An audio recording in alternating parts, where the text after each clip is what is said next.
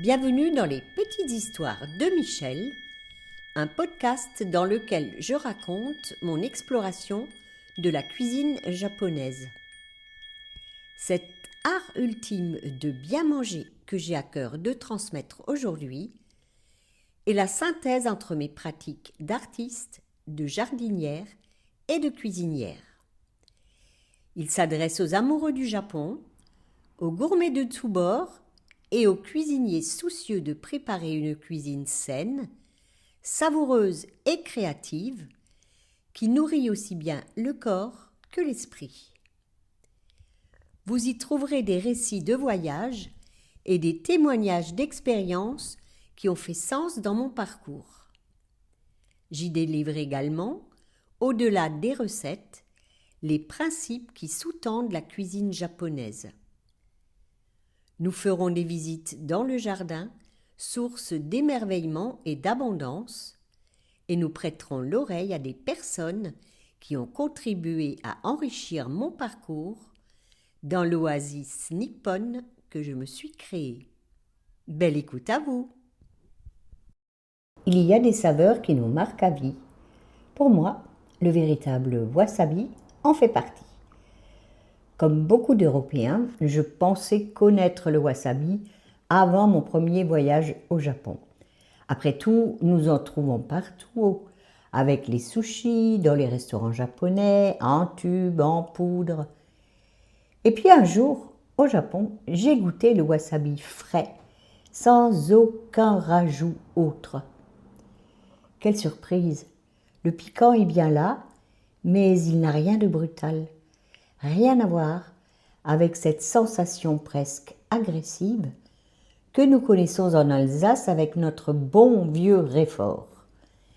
Le wasabi, d'un magnifique vert tendre, développe une saveur plus fine, plus végétale, presque florale, qui monte rapidement dans le nez puis disparaît en quelques secondes, laissant une étonnante impression de fraîcheur. C'est subtil, élégant, éphémère, comme beaucoup de choses au Japon. Cette comparaison avec le réfort est d'ailleurs intéressante. En Alsace, le réfort fait partie du patrimoine culinaire. J'en ai plusieurs pieds dans mon jardin. Enfin, plusieurs est un euphémisme, car lorsqu'on en plante une fois, il semble avoir signé un bail à vie. J'ai essayé à plusieurs reprises de l'éradiquer de certains endroits. Impossible. Sa racine plonge profondément dans le sol et il suffit d'un minuscule fragment qui reste en terre pour qu'un nouveau plant réapparaisse l'année d'après. Coucou, c'est moi, je suis toujours là. C'est une plante d'une ténacité remarquable. Ce que nous consommons, c'est précisément cette longue racine blanche, très fibreuse. Et cette racine ne plaisante pas. Je garde un souvenir très vivant de mon grand-père. Lorsqu'il râpait le réfort, il mettait un ancien masque à gaz datant de la guerre. Cela prêtait à sourire, mais ce n'était pas complètement exagéré. Dès que l'on commence à râper le réfort, les vapeurs vous montent immédiatement aux yeux, vous piquent le nez, vous arrachent des larmes. C'est un véritable déboucheur de sinus. En Alsace, on le sert traditionnellement avec les viandes bouillies, les charcuteries et bien sûr le pot-au-feu. On prépare une sauce en mélangeant le réfort fraîchement râpé avec un peu de bouillon du pot-au-feu que l'on épaissit ensuite.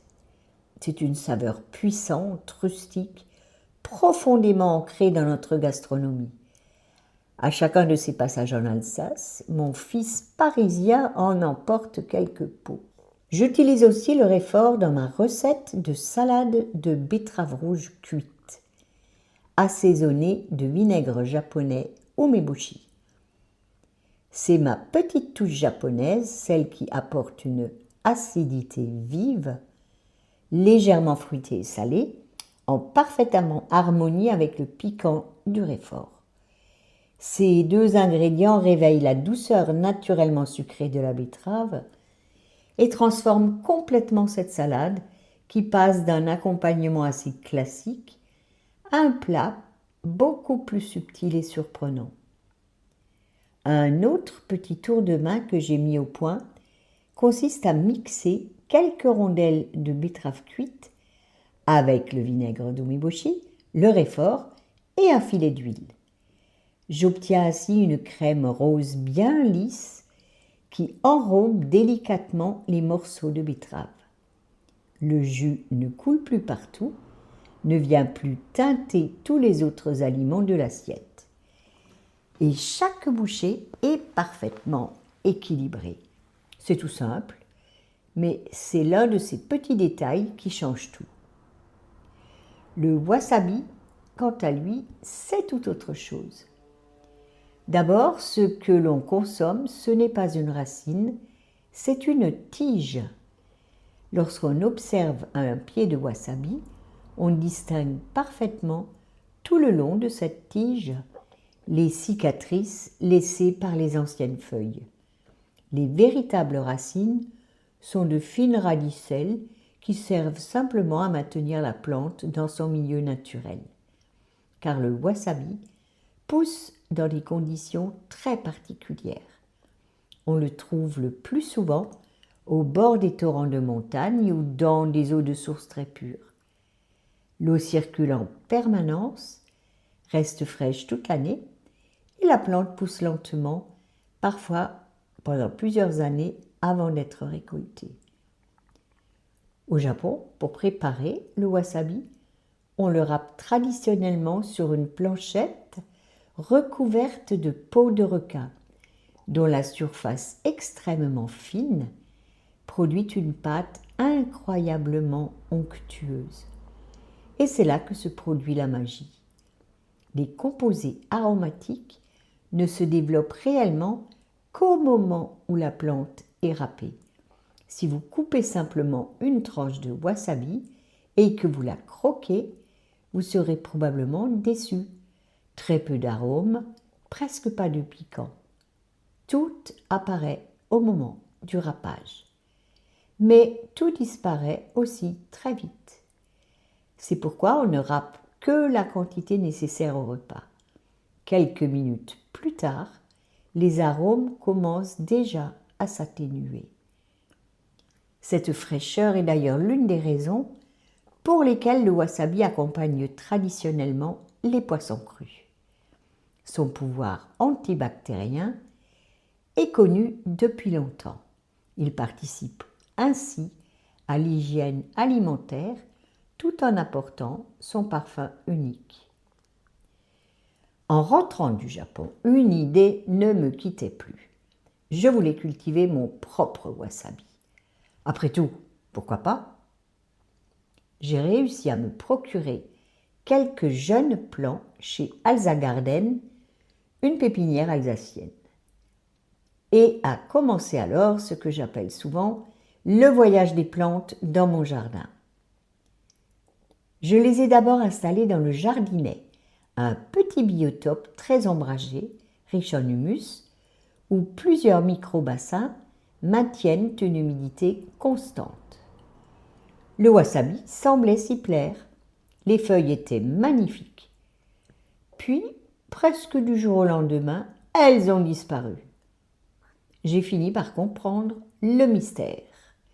Les limaces avaient trouvé là un mets de choix. J'ai donc déplacé les plants. Sous les fontaines du grand bassin, cette fois, au milieu de grosses pierres immergées dans l'eau, une barrière naturelle contre les limaces. Mais à cet emplacement, les feuilles ont fini par griller par excès de soleil direct à certaines heures de la journée. Nouveau déménagement. À force d'observer la plante et de me documenter, j'ai finalement essayé de reproduire son habitat naturel. Je l'ai installée dans un pot largement ajouré, rempli de pouzzolane, placé directement sous le rejet du filtre du bassin. Une eau constamment renouvelée, fraîche et oxygénée baignait ainsi les racines. Et cette fois-ci, le miracle s'est produit. Le wasabi s'est véritablement installé. J'ai même pu récolter un petit rhizome. Pas les 8 ou 10 centimètres que recherchent les producteurs japonais. Je n'ai pas eu cette patience. Dès qu'un plant m'a semblé suffisamment développé, je l'ai dégusté.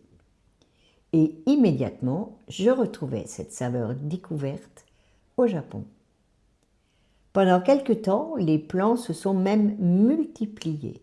Je ne sais toujours pas s'ils se ressemaient naturellement ou s'ils produisaient de nouvelles pousses à partir de rhizomes. J'y ai cru. Puis est arrivé un été particulièrement chaud. Avant même les canicules records de ces dernières années, les températures avoisinaient déjà les 35 degrés. En quelques jours, mon wasabi a littéralement cuit sur place. Les feuilles ont fondu, les rhizomes ont pourri, tout a disparu. En poursuivant mes recherches, j'ai compris pourquoi. La température idéale de culture du wasabi se situe entre 11 et 14 degrés toute l'année. Autrement dit, tout ce que notre climat alsacien n'est plus, ou n'est pas, ou n'a jamais été. Nous avons des amplitudes énormes. Certains hivers, la température descend jusqu'à -10 voire plus. Et que dire de l'été? Le plus étonnant, c'est qu'il avait parfaitement supporté plusieurs hivers et même quelques épisodes de gel. Le froid ne lui faisait pas peur. La chaleur, en revanche, lui était fatale. Mais je suis parfois un peu têtue. J'ai donc tenté une nouvelle expérience. Je me suis équipée d'une tour de croissance avec éclairage horticole, circulation permanente de l'eau en arrosage automatique. Une sorte de petit laboratoire végétal. J'y ai installé plusieurs pieds de wasabi, aux côtés de coriandre, de ciboulette et d'autres aromatiques. Au début, tout semblait fonctionner. Puis, les pucerons sont arrivés, très vite. Le wasabi est devenu leur premier hôte. Ils ont ensuite colonisé toutes les autres plantes de la tour. Nouvel échec.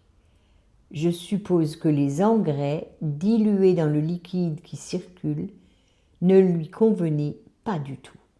Il préfère une eau vive, très pure, mais chargée de nutriments provenant de terres volcaniques. J'aurais encore pu essayer une dernière solution, installer ma culture dans ma cave où la température reste presque constamment autour de 14 degrés. Mais cette fois, j'ai choisi de renoncer. Il faut parfois accepter qu'une plante dise simplement « ce n'est pas ici que je veux vivre ». Et finalement, respecter une plante, c'est aussi accepter ses exigences. J'ai appris depuis qu'une entreprise britannique a réussi à produire du véritable wasabi en adaptant d'anciennes cressonnières. L'eau de source y coule en permanence à travers des lits de gravier, reproduisant fidèlement les conditions naturelles des montagnes japonaises. Depuis, avec mes enfants, pour nos cadeaux de Noël, plutôt que de nous offrir des objets dont nous n'avons pas vraiment besoin, nous nous offrons un petit luxe, un beau rhizome de wasabi frais. Il vient d'Angleterre. Oui, il traverse la Manche. Mais après tout, c'est tout de même un voyage beaucoup plus court que celui qui consisterait à lui faire traverser la moitié de la planète depuis le Japon.